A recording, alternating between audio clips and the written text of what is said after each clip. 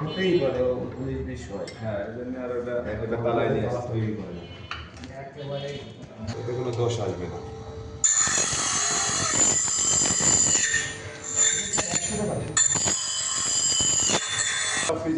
ও signboard মারা লাগবে এমনি। যে হিসাবে আপনি 25 টাকা বানাইছেন না, ওইখানে হাতে বানাবেন 80 টাকা। হাতে বানানোর সাথে মেশিন আরও ভালো হবে। না, ওই 80 টাকা ওরা বলতে চায় না।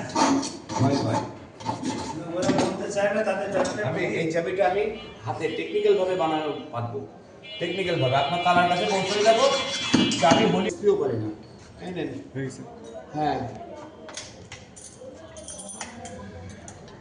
আপনার কয়টা জানেন? অত্যাধুনিক মেশিন।